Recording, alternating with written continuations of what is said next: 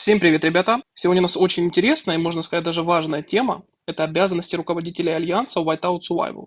Многие думают, что быть одним из руководителей Альянса– это просто красивая должность и дополнительные привилегии. Но на самом деле все гораздо серьезнее. Каждый из нас может в какой-то момент оказаться в данной ситуации, когда предложат стать одним из руководителей Альянса. И вот тут очень важно заранее понимать, что именно входит в обязанности руководителя, какие решения необходимо принимать, какая ответственность ложится на плечи и с какими трудностями придется столкнуться. Я постараюсь максимально подробно рассказать обо всем, чтобы вы были готовы, если вдруг придет ваш черед. Ведь сильный альянс держится не только на игроках, но и на грамотном руководителе. Ну и, конечно же, хочу напомнить о нашем розыгрыше 5 сертификатов по 499 ледяных звезд. До него осталось совсем немного. Нужно набрать всего лишь чуть больше 100 человек в нашем телеграм-канале, чтобы мы вместе дошли до отметки 2000 подписчиков. Так что подписывайтесь, зовите друзей, и совсем скоро мы устроим настоящий праздник для нашего комьюнити.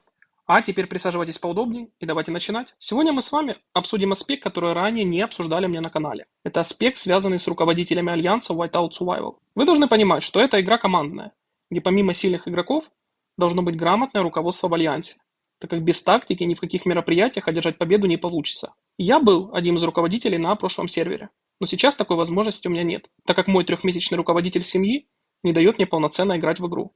Но без роликов я вас оставить никак не могу.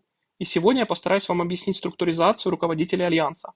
Вы все прекрасно понимаете, как я говорил неоднократно в своих роликах, не в зависимости от этапа игры, ваша задача находиться в топ-5 альянсах на сервере. После открытия трансферного окна стараться держаться в рейтинге топ-3 альянсов на сервере, так как именно в таких альянсах в большинстве случаев как минимум собираются ребята, которые понимают, что делать в игре. И помимо этого собирается состав руководителей в этом альянсе, без которых весь этот альянс не собирался бы. В первую очередь людям, которые играют в альянсе, должно быть комфортно в нем. А задача руководителей всячески стараться помочь каждому из участников советом либо подсказкой. Именно про этих людей мы с вами сегодня и поговорим. Задача каждого игрока находиться в альянсе, который входит в число первых в общем рейтинге. Сразу прошу прощения, полноценную картину распределения ролей я показать вам не могу, потому что записываю ролик в период подготовки к событию Драконий Тиран. В этот момент все участники сервера собираются в один большой альянс. В нашем случае их будет два, но я все равно постараюсь объяснить, чем занимается каждый из руководителей в моем альянсе. Роль R4 в сильных альянсах дается не просто так. Люди попадают в руководство благодаря своим заслугам и проявленной инициативе. Также бывают ситуации, когда один из руководителей перестает играть, и тогда требуется замена. В этом случае руководство обсуждает возможные кандидатуры. Одна из первых задач руководителей Альянса– это создать свой отдельный чат руководства в игре, где можно обсуждать различные ситуации и мероприятия. Как на примере чата пупсиков, который вам всем понравился в прошлом ролике. Будем представлять, что это руководство Альянса. После этого, как правило, создается Discord-канал, куда переносится чат руководства для более удобного общения, будь то в голосовом или текстовом формате. Честно говоря, я не особо люблю писать в игровом чате. Это неудобно и занимает много времени. А в Дискорде все проще. А к тому же, туда можно заглянуть даже вне игры, если приходит уведомление. В отличие от игры, где мы не сидим 24/7. После создания Discord-канала, туда приглашают всех участников Альянса для комфортного общения и обсуждения тактик. Помимо этого, можно делать созвоны игроков во время важных мероприятий, такие как Литейная, Каньон, либо Битва за замок. Отдельного человека для ведения Discord-канала назначать не обязательно. Но лучше, если этим займется тот, кто хорошо разбирается в работе с Дискордом и умеет грамотно организовывать работу канала. И давайте обсудим распределение ролей среди руководителей. Сразу хочу сказать, я не знаю, как именно у вас в альянсах распределяются обязанности. Я показываю лишь свой пример, основанный на моем игровом опыте. Он может отличаться от вашего, и это абсолютно нормально. У кого-то может быть 5 руководителей, у кого-то 10. Здесь все индивидуально. Но раз вы попросили меня рассказать об обязанностях руководителей и их разделении по должностям, постараюсь сейчас все объяснить. Касательно должностей среди руководства, то тут нет лучших или хуже обязанностей. Честно говоря, по моему мнению, ранги R4 и R5– это команда людей, равных по статусу. Это не работа в реальной жизни, за которую платят деньги. Хотя я слышал истории, что некоторые киты платят небольшие суммы руководству для удержания баланса в альянсе. Но это все на уровне слухов. Почему я это говорю? Потому что статус R5, на мой взгляд, носит скорее символический характер. В игре статусы R4 и R5 абсолютно равны по должностям. В целом, все руководство равноправно, и нет каких-то хуже или лучше ролей. И первую роль, которую хочу сегодня с вами обсудить, это человек, отвечающий за распределение игроков в альянсе. Честно говорю, задача непростая. После каждого замка ситуация повторяется. Игроки не всегда телепортируются на свои прежние места. Иногда приходится ждать часами, пока кто-то, ошибшись расположением, вернется обратно. Из советов хочу сказать следующее. Если вы являетесь руководителем и выполняете эту обязанность, то можете написать массовое сообщение участникам Альянса или создать голосование с просьбой, чтобы каждый игрок сохранил свое место на карте в закладках. Это сильно упрощает задачу. Кроме того, не стоит забывать о новых участниках, которые приходят в Альянс после трансфера. В этом случае руководителю Альянса снова необходимо думать, как разместить каждого игрока. У нас, например, есть специальная карта с расположением участников вокруг двух медвежьих ловушек. По ней руководитель и распределяет новых игроков. Так как этот руководитель отвечает за расположение, в большинстве случаев он же следит и за временем настройки ловушки на медведя. Иногда время нужно переносить из-за литейна либо каньона. Именно он решает, когда это запускать. В целом, настройка времени почти всегда ложится на его плечи. Разработчики обещали, что уже в следующем обновлении появится автоматическая функция настройки времени на медведя. Это значительно упростит процесс. Кроме того, данный руководитель отправляет сообщение по тактике участия в ловушке на медведя. Указывает вам правила. Например, вступать можно только со 100 тысячами войск, либо с полным маршем. Помимо этого, он дает советы по распределению войск при отправке. И, конечно же, отмечает, каких героев необходимо использовать для вступления к создателям ралли. На раннем этапе игры он тоже напоминает о необходимости закидывать наконечники в ловушку после каждого медведя, чтобы увеличить ее атаку. Этот руководитель может устанавливать время старта ловушки, пометив информацию в таком виде, но у нас это не требуется. Все участники и так знают у нас в Альянсе, что стандартное время старта – это 15 и 19 часов UTS. Еще одной из опций – это ежедневная стройка ловушки на медведя для набора жетонов. Мы это с вами уже обсуждали в предыдущих роликах, но это уже сугубо по вашему желанию. В целом, созданием стройки ловушки может заняться любой руководитель вашего Альянса по запросу. Второй из руководителей Альянса может заниматься комплексами, фортами и баннерами. Здесь все индивидуально. На старте игры обычно нет никакой дележки. Идет война абсолютно за все комплексы и форты. Но со временем альянсы начинают понимать, что весь сервер – это единая система, которая помогает участвовать в том же СВС. Для этого создается общий чат руководства сервера, куда входят условно 5 лучших альянсов. Там и происходит распределение фортов. Где-то их делят в зависимости от вклада альянса на СВС, где-то по очереди. В любом случае, без коммуникации здесь никак. Руководителям необходимо общаться с другими альянсами, чтобы согласовывать распределение. Этим и может заняться руководитель, который занимается этим аспектом. По такому же принципу делятся и комплексы на сервере, а уже на их основе выстраиваются баннеры, параллельно с захватом ресурсных узлов. Во время участия в боях за форты этот руководитель определяет критерии для создания ралли. Например, у нас для вступления в ралли на форт требуется не более 75 тысяч войск, и мы создаем его без телепорта. На более молодых серверах я замечал, что участники сразу телепортируются к форту и оттуда создают ралли.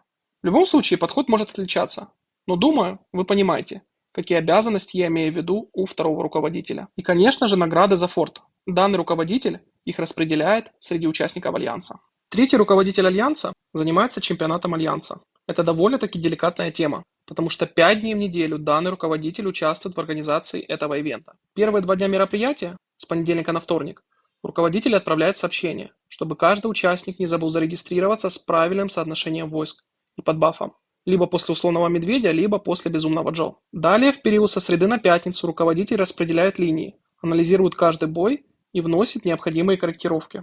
На самом деле, это непростой аспект. Я когда-то неделю заменял одного из R4, и это был большой головняк. Некоторые забывают регистрироваться, некоторые становятся в неправильные линии, и каждого необходимо контролировать, чтобы регистрация прошла правильно.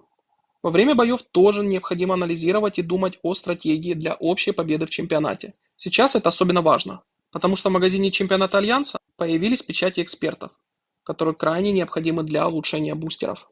Кстати, я еще не снимал отдельный ролик про это мероприятие. Если вам интересно, напишите об этом в комментариях. Помимо чемпионата, этот руководитель может выполнять и другие обязанности, но это все ситуативно.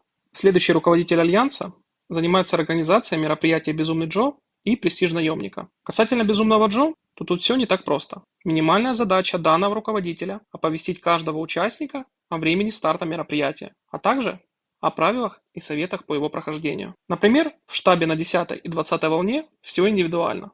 Где-то можно отправить полный марш, а где-то только 100 тысяч пехоты. Помимо этого, руководитель проводит голосование, чтобы понять, кто будет онлайн во время мероприятия. Он также может заниматься организацией «Безумного Джо» в фермерском альянсе, так как некоторые участники прокачивали свои фермы для подкреплений и хотят набрать больше очков. Это тоже входит в его обязанности. Что касается наемников, то тут ситуация схожая. Руководитель указывает время старта боссов, оповещает участников, запускает ивент в назначенное время и следит, чтобы все правильно били босса. Напоминаю, что не в зависимости от того, сделаете вы 5 атак с полным маршем или одну атаку с небольшим количеством войск, награда все равно распределяется случайным образом. В целом, этот же руководитель и запускает столы в мероприятиях от администрации, где мы с вами участвовали в пире пару недель назад. Следующий руководитель занимается организацией Литейна и каньона. Это тоже задача со звездочкой.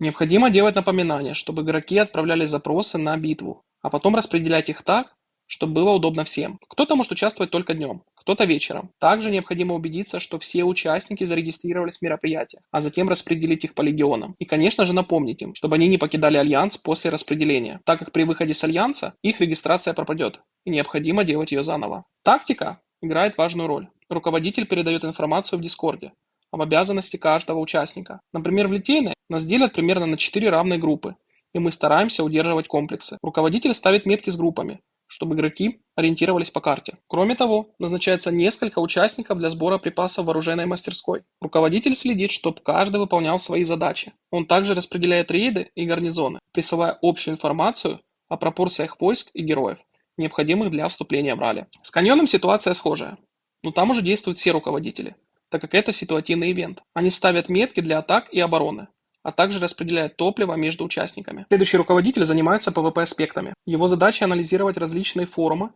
придумывать нестандартные PvP-формации и в целом проводить анализ отчетов. В некоторых случаях данный человек может не обладать качествами руководителя, но именно на нем строится вся ваша боевая тактика. Вы все прекрасно понимаете, что без грамотного соотношения войск и героев в ралли победить, мягко говоря, сложно. И по этой причине в каждом альянсе есть такой человек с грамотным мышлением в PvP-аспектах. Его задача заранее объяснить участникам, что от них требуется на замке, каких героев и соотношение войск необходимо ставить для победы, какое количество ралли необходимо для атаки на замок и распределить, кто какого героя будет ставить для вступления в ралли. По такому же формату он предоставляет рекомендации другому руководителю, который занимается Литейной. И если происходит битва за форт, то он тоже предоставляет свои рекомендации. Это может быть не один руководитель в Альянсе.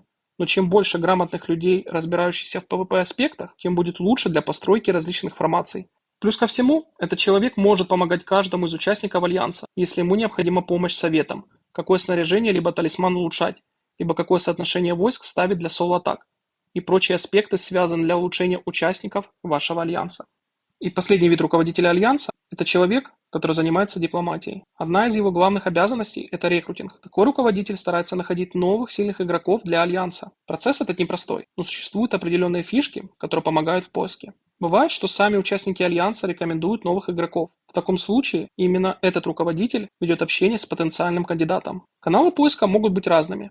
Чаты переноса, форумы, Дискорд или даже наш Телеграм-канал. В целом, если ваш Альянс сильный и стабильный, игроки часто сами будут проситься вступить к вам при переносе.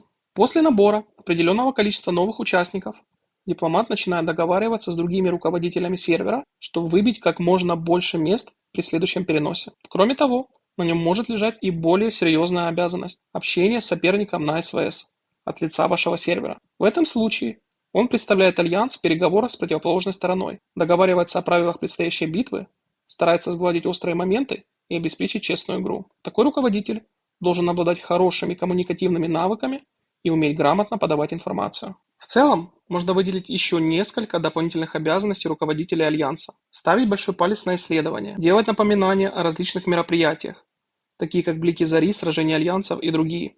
Но я постарался показать вам именно основные роли руководителей в Альянсе. По моему мнению, деление на R4 и R5 не имеет большого значения. Это команда с равными правами, которая работает на развитие Альянса и обеспечивает вам комфортную игру. А что они получают за свою работу? К сожалению, особых преимуществ нет. Разве что они получают чуть больше фишек по сравнению с другими участниками и возможность получить президентство на пару недель. Руководство Альянса – это функция, исключительно по желанию. И если вам нравится этот процесс, занимайтесь. Но важно понимать, что он отнимает довольно-таки много времени. Не обязательно, что именно те руководители, о которых я рассказал, будут заниматься строго этими задачами. У каждого альянса свои распределения обязанностей. Но главное, что необходимо вам понимать. Руководство – это единый механизм, который старается подстраховать игроков в самых разных игровых моментах. А вам, как участникам, которые не входят в руководство, Хочу пожелать: берегите нервы своих лидеров и старайтесь по возможности помогать им. И, конечно же, читать сообщения от них. Ну что, друзья, теперь вы знаете, какие обязанности ложатся на плечи руководителей ваших альянсов. Это не просто громкий титул, а настоящая ответственность. Теперь каждый из вас может трезво оценить, готовы ли вы однажды принять такое предложение. Спасибо, что посмотрели это видео до конца. Не забывайте, что до розыгрыша 5 сертификатов по 499 ледяных звезд осталось набрать чуть больше 100 человек до 2000 подписчиков. Так что поддержите мой канал, подпишитесь, и совсем скоро мы отметим этот рубеж большим праздником. Увидимся в следующих видео. На сегодня все. Всем спасибо за просмотр и всем пока-пока.